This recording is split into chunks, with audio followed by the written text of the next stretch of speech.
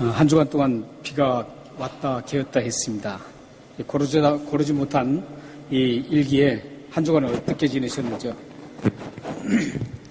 참 불편한 게 많았었죠. 그리고 또 일기가 고르지 못해서 불편했지만 또 여러분들이 한 주간 살아오시면서 많은 분들과 관계를 맺고 만나고 그랬을 겁니다. 그렇게 관계를 맺고 만났을 때 여러분들 그 만남을 통해서 어떤 삶의 그 기분이 어땠는지 한번 생각해 보시기 바랍니다. 자칫 잘못 만나면 참 굉장히 마음이 상하죠. 그리고 참 좋은 사람과 만나서 함께 좋은 대화를 나누고 좋은 일을 경험하게 되면 참 행복합니다. 우리가 항상 만남을 통해서 이렇게 행복한 일만 있으면 좋을 텐데 그렇지 않죠. 만남을 통해 보면 항상 내가 스트레스를 받을 때도 있고 또 아주 기분이 상할 때도 있습니다. 우리 어쩔 수 없이 이 세상은 그런 구조 속에서 살아가기 때문에 이런 걸 다 우리가 수용하면서 살아야 합니다. 그래서 우리가 사람들이 모두가 보면 이 만남을 통해서 우리가 뭔가 이루어지고 함께 이렇게 만남을 통해서 세상을 좀 걸어가게 되는데 이 만남을 가만히 보면요. 좋은 사람을 볼 수 있고요. 또 남을 피해를 주는 별로 좋지 않은 사람도 볼 수 있고요. 또 피해도 주지 않고 또 잘하지도 못하고 좋은 일을 하지도 않는 그럭저럭 살아가는 이런 사람들을 볼 수 있습니다. 그러니까 대부분 이런 관계 속에서 보면 우리는 이 관계하는 모습 속에서 이 세 종류의 사람들을 우리가 접하게 됩니다. 오늘 이 룻기서 말씀을 보면 룻기서의 특징 중에 하나가 뭐냐면 이 세 종류의 사람이 다 등장하지 않아요. 어떤 사람이 등장하지 않냐면 나쁜 사람이 등장하지 않습니다. 그 모든 성경에는 나쁜 사람과 좋은 사람 그리고 그럭저럭 살아가는 사람 이 세 사람이 그 모든 성경에 다 등장을 합니다. 창세기만 봐도 그렇잖아요. 창세기를 봐도 좋은 사람도 나오고 아주 나쁜 사람도 나오고 그럭저럭 살아가는 사람도 함께 동시에 등장을 합니다. 그런데 성경에 참 유일하게 이 룻기서만큼은 나쁜 사람이 나오질 않아요. 룻기서는 참 그래서 읽으면 훈훈한 그런 감정이 드는 그런 말씀입니다. 이렇게 룻기서는 나쁜 사람의 모습이 분리되잖아요. 오늘 우리가 함께 읽었던 말씀에도 두 인물이 등장하죠. 두 사람의 인물이 등장하는데 나쁜 사람은 등장하지 않아요. 자칫하면은 이 이름 없는 기업 물을 자, 기업 일순위, 영순위죠. 기업 물을 영순위 그 사람이 나쁜 사람인 것처럼 생각하는데 절대 이 사람은 나쁜 사람 아닙니다. 이 사람은 좋은 일도 하지 않고 나쁜 일도 하지 않고 이렇게 살아가는 사람이에요. 이 두 사람이 그런데 똑같은 특징을 하나 가지고 있습니다. 어떤 특징을 가지고 있냐면 이 두 사람은 기업을 물을 중대한 그 책임과 의무를 가지고 있다라는 거예요. 그러니까 보아스나 오늘 이름은 정확하게 안 나오죠. 아무개라고 나오죠. 실제적으로 원해상에도 그래요. 이름을 밝히지 않고 있어요. 그런데 이 이름이 몰라서 밝히지 않는 게 아니에요. 모두가 다 알만한 사람이에요. 그런데도 불구하고 이 성경은 지금 이 사람에 대해서 영순위, 기업 물을 자 영순위에 이 사람을 이름을 밝히지 않고 있습니다. 근데 이 두 사람, 보아스와 아무개라는 그 사람, 이 두 사람 중에 보아스는 기업을 되찾아주는 사람, 기업 물은다는 뜻은 기업을 다시 되찾아준다 이런 뜻입니다. 그런데 이 기업을 되찾아줄 사람이 두 사람밖에 없는 거예요. 두 사람밖에 없는데 그 영순위가 누구냐면 아무개가 영순위예요. 그리고 1순위가 누구냐면 보아스입니다. 그러니까 보아스가 아무리 자기가 룻이 불쌍하고 은혜를 베풀고 싶어도 영순위가 있기 때문에 이 법률 문제를 해결하지 않고는 자기가 그것을 나설 수가 없는 거예요. 여러분들 한국에서 보면 아파트 청약이라는 거 있죠. 옛날에 지금은 그런지가 모르겠어요.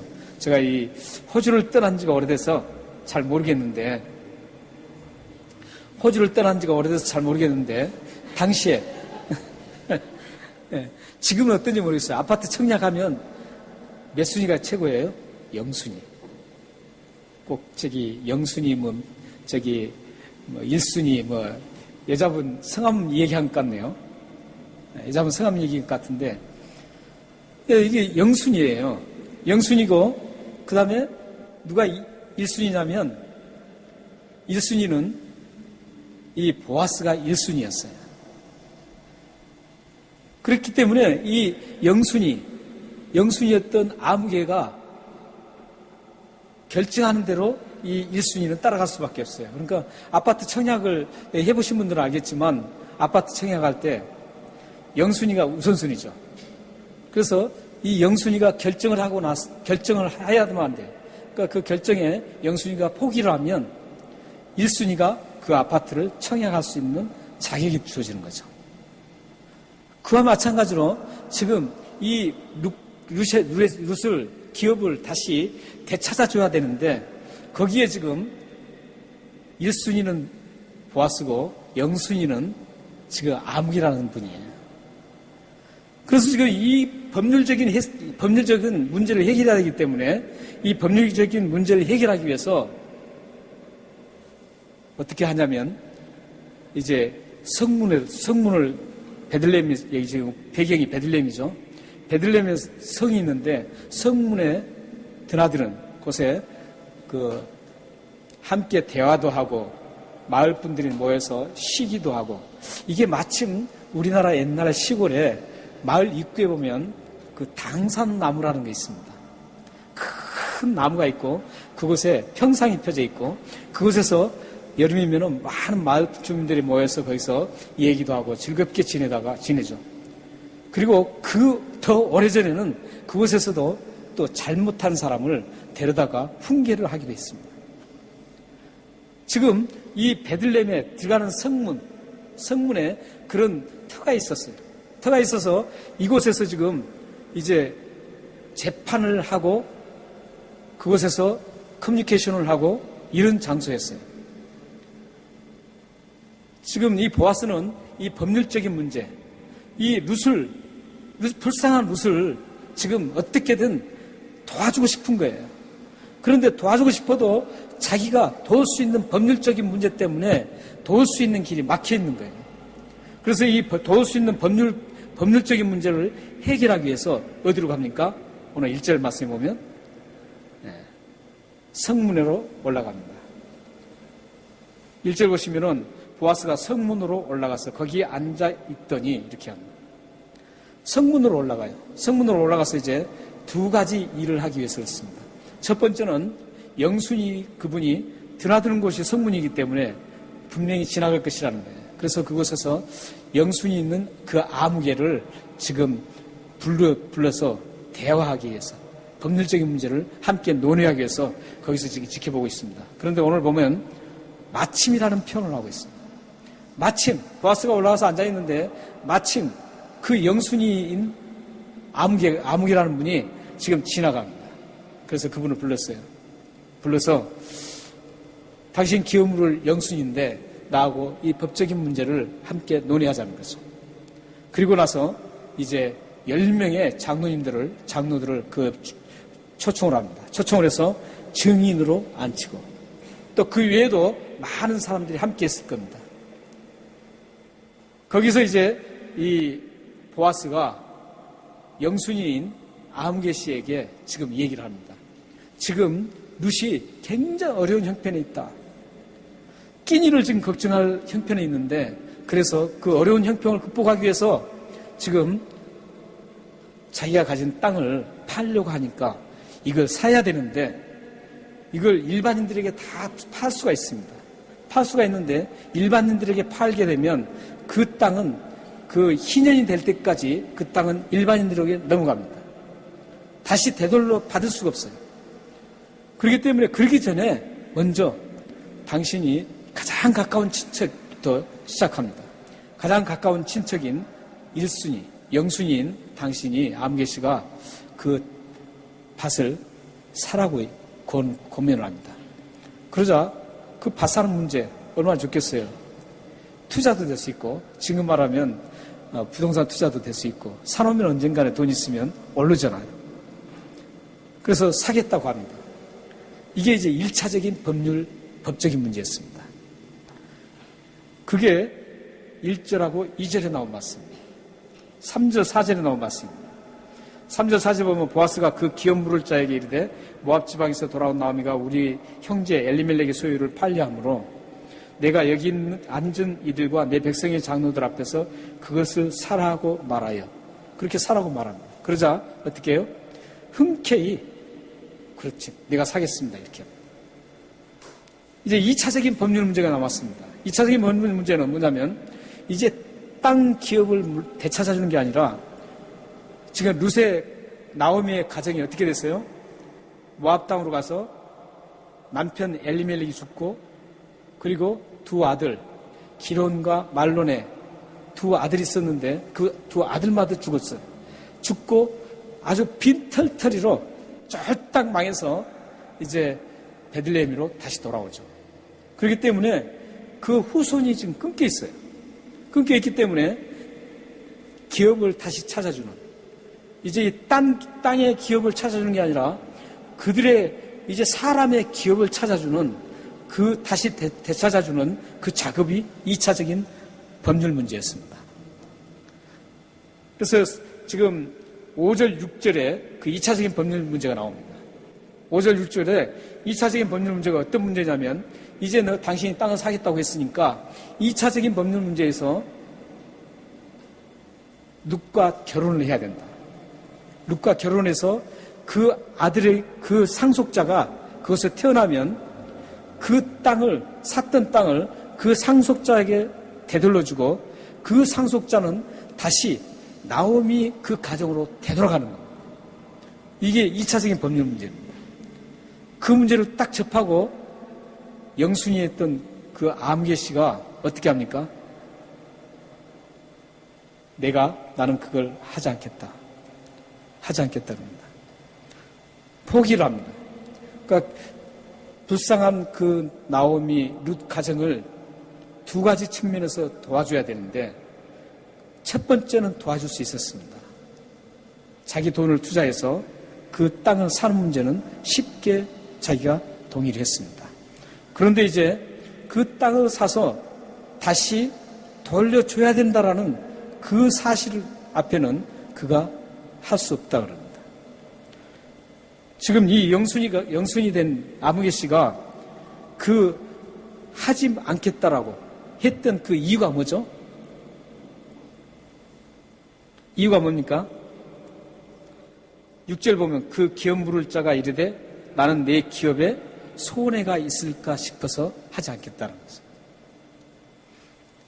그러니까 이 지금 그 영순이 아무개 씨는 어떤 돈이 부족해서 그 땅을 그것을 물지 않겠다는 게 아니에요.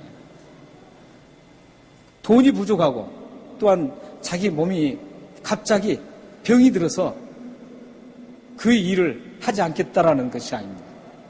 또한 상대방이 어떤 법률적인 착오가 있어서 그것을 하지 않겠다는 것도 아닙니다. 그 이유가 뭐라고요? 손해보기 때문에.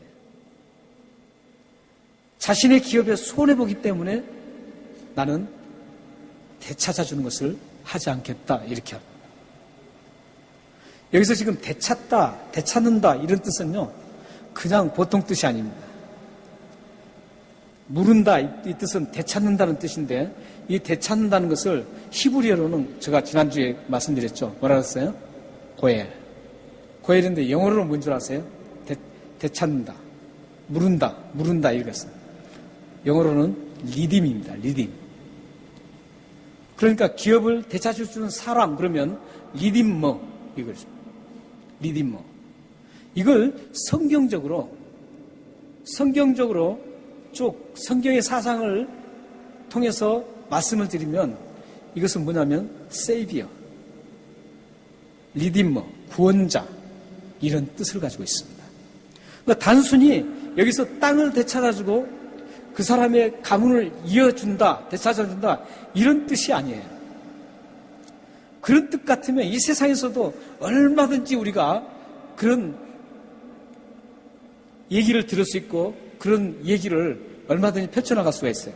그런데 하나님 말씀은 지금 그런 뜻으로 지금 우리가 해석이 될 수가 없는 거죠. 그러니까 이 룻기에서의 가장 중요한 핵심 키포인트 워드가 뭐냐면, 단어가 뭐냐면 물은다, 이 단어입니다. 그러니까 이 룻기서를 쭉 보면서 이 물은다, 리딤, 세이비어, 되찾는다 이 단어를 배제한 상태에서는 이 룻기서를 제대로 볼 수가 없습니다. 하나님께서 우리에게 전해주시고자 하는 그 의도를 우리가 여기서 파악할 수가 없어요.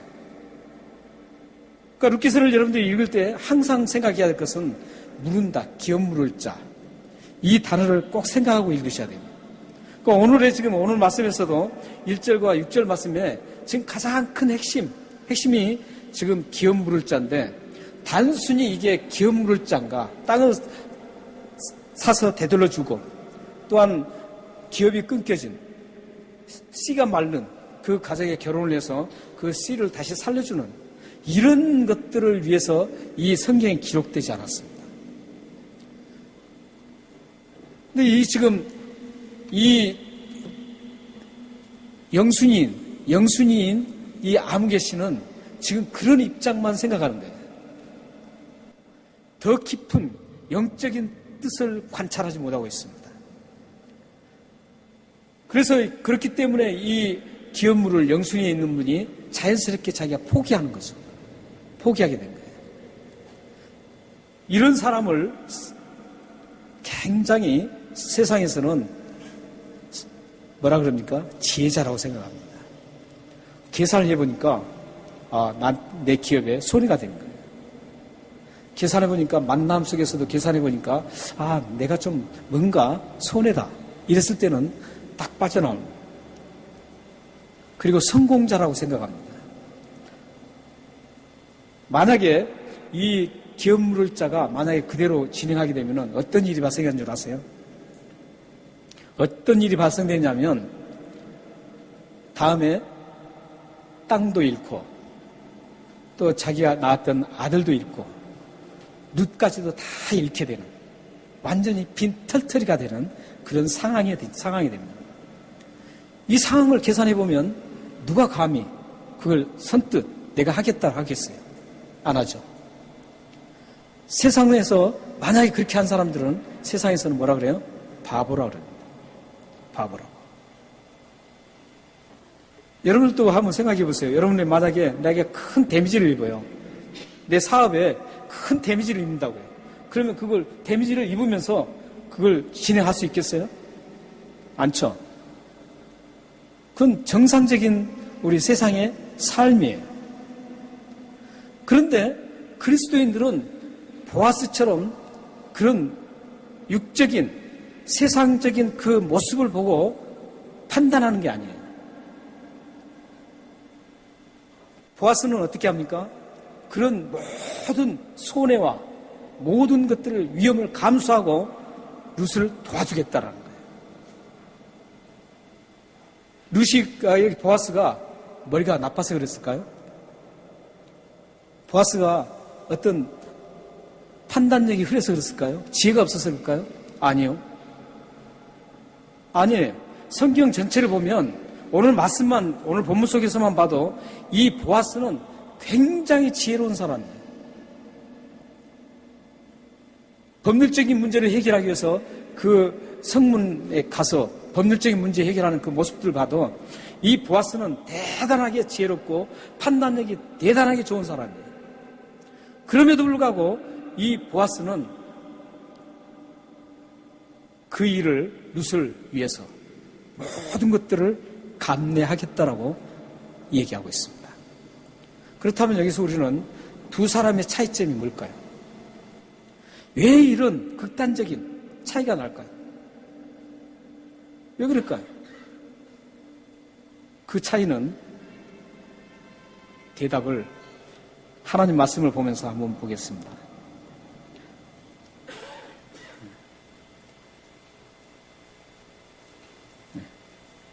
베드로 전서 1장 4절 한번 보십시오. 한번 같이 읽겠습니다. 베드로 전서 1장 4절. 저 말씀에 이 두 사람의 차이점에 답이 적혀 있습니다. 한번 읽겠습니다. 시작. 썩지 않고 더럽지 않고 쇠하지 아니하는 유업을 잊게 하신다니 곧 너희를 위하여 하늘에 간직하신 것이라. 두 사람 차이예요. 그러니까 루스를 위해서 영순위에 있었던 기업을 되찾아줄 수 있는 영순위의 아무개씨는 저 말씀을 이해를 못했습니다. 그러나 보아스는 저 말씀을 깊이 이해하고 있었습니다. 그렇기 때문에 이 지금 기업 물은다는 것은 어떤 육적인 것만을 얘기하는 게 아니에요. 이 세상 것은 다 어떻게 돼요? 썩는다는 거예요. 더럽혀진다는 거예요. 쇠해진다는 거예요.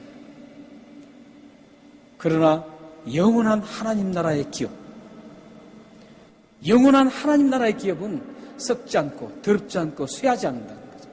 이 사실을 알았느냐 몰랐느냐 여기에 따라서 이 차이가 났던 거예요.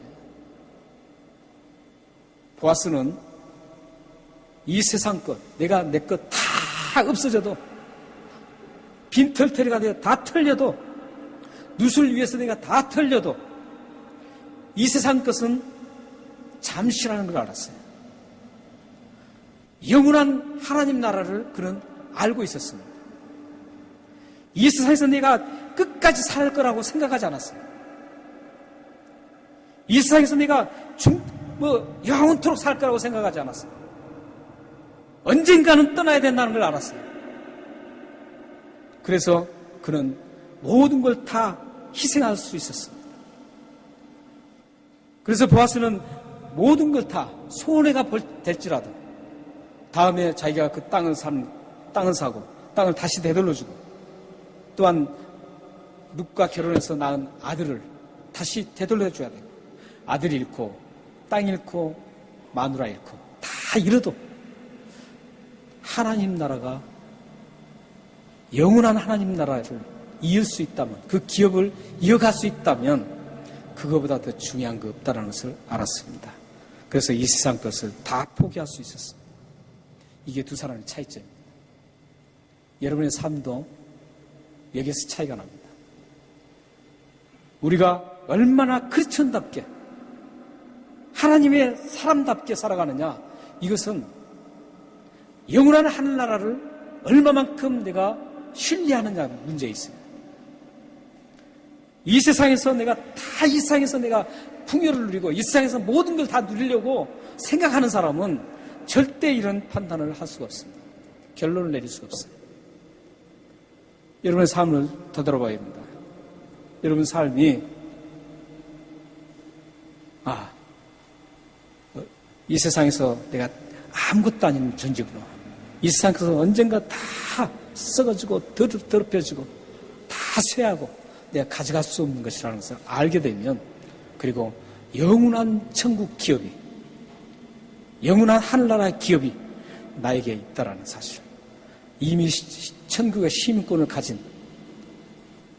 가지고 앞으로 그 시민권을 가지고 그 천국에 들어가서 영원한 삶을 산다라는 확신과 신뢰가 있으면 이 세상에서 벌어지는 그 시시한 것들에 매이지 않습니다. 이 세상에 벌어지는 손해본 것에 내가 손해 안 보려고 발버둥 치지 않습니다. 이게 참다운 크리스천과 그렇지 못한 크리스천의 차이점입니다. 여러분들 결단하셔야 됩니다. 앞으로 정말 내가 이 세상에서 사는 때, 이 세상에 살면서 내가 거머쥐려고 했던 것들, 왜 그랬는가? 여러분들이 생각하셔야 돼요. 왜 그런 줄 아세요? 이 세상께 다라고 생각하기 때문에 그래요. 영원한 기업을 생각하지 않기 때문에 그래요. 영원한 천국, 영원한 킹덤, 영원한 하나님 나라가 우리에게, 여러분들에게 있다라는 그 사실을 안다면 이 세상 그 모든 걸 다 던져버릴 수가 있어요. 다 포기할 수 있어요. 보아스처럼. 그렇지 않고는 여러분들이 하나도 버리지 못합니다. 여러분들이 이 세상께 하나님 나라를 소망하고 하나님 나라의 기업을 신뢰하고 믿는 만큼 이 세상 것도 그만큼 버릴 수가 있습니다. 이게 성숙대의 차이입니다. 여러분들이 계속적인 하나님 나라를 깊이 묵상하고 사모하고 그 하나님 나라의 그 좋은 것, 그 엄청난 것, 이것을 생각해야 합니다. 그러나 여러분들 하늘나라에 가는 이유가 뭔 줄 아세요? 그 누리려고 가나요? 물론 누리는 것도 있어요. 그러나 가장 근본적인 문제는 하나님의 영광을 위해서 가는 겁니다. 천국 가는 것도. 이 세상에서 막 못한 거 한풀이 하려고 천국 가는 거 아니에요. 이 세상에서 우리가 하나님의 영광을 다 드릴 수가 없어요. 온전하게 드릴 수가 없어요. 왜 그래요? 타락했기 때문에. 죄의 본성을 가지고 있기 때문에 영광을 다 하나님 앞에 드릴 수가 없어요. 그래서 천국은 죄가 없는 곳이기 때문에 그 영광을 온전하게 드릴 수 있는 곳이 천국이에요. 그래서 천국 가는 거예요. 안 아프게 해서 천국 가는 거 아니에요. 거기는 자연스럽게 안 아파요. 눈물도 없고 슬픔도 없고 다 없어요. 근데 그것은 아무것도 아니라는 거예요. 하나님의 영광을 위해서 가는 거예요. 온전한 완벽한 영광을 돌려드리는 그곳을 가는 거예요. 그래서 요한계시록에 보면 21장, 22장 보면은 천국 모습이 나오잖아요. 거기 보면은 어떤 모습만 나와요? 하나님을 찬양하는 모습만 나와요. 하나님을 영광스럽게 찬양하는 그 12장로와 천사들 막 찬양하는 모습만 나온다고요. 그게 우리가 가는 천국의 목적이에요. 우리가 이 세상 사는 것도 하나님의 영광을 위해서 사는 거고, 우리가 천국 가는 것도 하나님 영광을 위해서 가는 거예요. 사랑하는 성도 여러분, 여러분들 두 사람의 차이를 잘 아셨죠? 그렇기 때문에 여러분들이 하늘의 소망을 굳건하게 가득 담고 살아야 합니다. 여러분들이 하늘의 소망을 담은 만큼 이 세상 것을 버릴 수가 있습니다. 그래서 성도님들 딱 보면, 이렇게 보면, 저분은 하늘의 소망이 얼마만큼 있는지 어느 정도 알아요. 목회자는 이 성경 말씀을 기준해서 보거든요. 저분은, 그래. 하늘의 소망이 참 많은 분이다. 저분은 하늘의 소망이 좀 적은 분이다. 이런 걸 어느 정도 제가 어떻게 다 알겠습니까? 하나님만 알죠. 어느 정도 느낄 수 있어요. 그렇다고 이제 다음에 저 보면 막 하나님 소망 막 얘기만 하면 안 됩니다. 그러면 또 제가 속을 수 있겠죠. 하나님은 속지 않으세요. 우리 여러분들이, 사랑하는 성도 여러분이 이제 앞으로 얼마만큼 여러분들의 생애가 남은지 저희는 모릅니다. 지금 젊다고 해서 오래 살 거라고 생각하세요? 천만에요. 아니에요. 사과가 익은 것만 떨어지나요? 푹 겉도 떨어집니다. 우리는 언제 하나님 부르시면 가야 돼. 언제 부를지 몰라요. 그러므로 여러분들이 천국의 소망을 가득 품고 이걸 늘리는 작업이 어떤 작업이에요? 신앙의 성숙한 작업이에요. 성숙을 위한 작업이에요. 우리는 여기서 한 가지만 더 생각하고 가겠습니다. 오늘 이 말씀을 쭉 보면서 참 재밌는 장면이 나와요. 성경에는 아무개라는 표현이 별로 안 나와요. 그 이름을 밝혀요. 밝히는데 여러분 1절 보신 것처럼 아무개라는 단어가 나옵니다. 아까도 말씀드렸지만 이 기업을 되찾아줄 영순이의 이 사람이, 영순이의 영사마입니다. 영순이의 이 사람이 이름을 몰랐겠어요. 그 성읍, 조그만 성읍에 다 알아요. 심지어는 강아지 이름까지도 그것도 알죠. 그런데 이 사람은 지금 친척 중에서 상당히 가진 것도 좀 많은 분 같고요. 조금 계산이 참 빠른 걸 보면 굉장히 영특한 분은 맞아요. 그렇기 때문에 그 지역에서 이 사람 이름을 모를 리가 없어요. 그런데도 불구하고 성경은 이 사람 이름을 기록하지 않고 있어요. 왜 그랬을까요?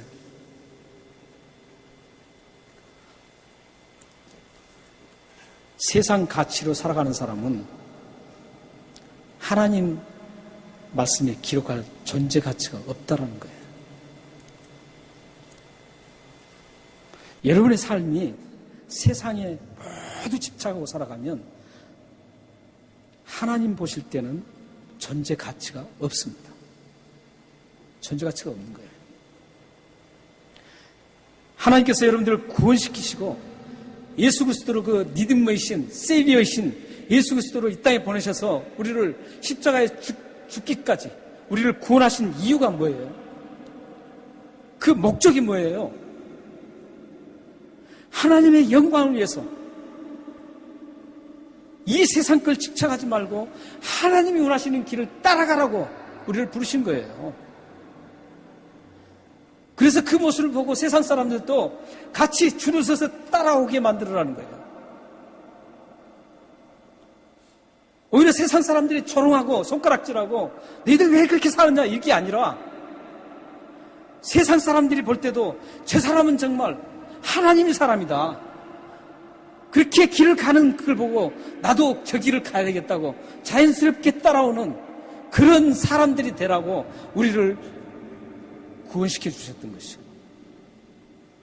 그게 바로 하나님의 이름을 높이는 겁니다. 하나님의 영광을 돌리는 거예요. 백날 찬양해봐야 그게 하나님의 영광이 되나요? 안 돼요. 수천 번 수만 번 찬양 아무리 멋들어지게 대단한 관양 하나 동원해가지고 아무리 돌려봐야 그게 하나님의 영광이 될다라고 생각하세요? 삶은 개떡같이 살아가면서 그러면 되겠어요? 아니죠. 하나님의 모습, 하나님 사람처럼 살아가지 못하면서 그렇게 해봐야 아무 소용없습니다. 지금 이 암흑이라고 표현하는 이 수치, 여러분들이 이런 수치를 당하면 안 돼요. 하나님이 우리에게 주신 그 목적을 잘 생각하고 가야만 여러분들에게 석동이를 소개하는 겁니다. 참 이름이 이상해요, 저는. 제 석동이라는 이름을 이렇게 부르면 이미지가 참 이상해요. 그래서 잘 안 하는데 할 수 없이 했습니다. 오늘 하나야. 오늘 기도하시는 우리 은정아. 그렇게. 우리 저 노주현 집사 웃고 계신데 주원아 이렇게. 상해야. 이렇게 기록되고 하나님이 인정한 부를 수 있는 이름이 되어야 되는 것이죠. 사랑하는 여러분, 여러분들이 참 이 세상 살아가면서 하나님의 우리를 이름을 기억하시고 우리 이름을 늘 즐거이 부를 수 있는 그런 여러분들의 삶이 되기를 바랍니다. 마지막으로 고린도후서 4장 18절을 읽고 마치겠습니다. 함께 읽겠습니다. 시작. 우리가 주목하는 것은 보이는 것이 아니요 보이지 않는 것이니 보이는 것은 잠깐이요 보이지 않는 것은 영원함이로다. 이 사실을 뼈저렇게 기억하시고 가시기를 바랍니다. 기도하겠습니다.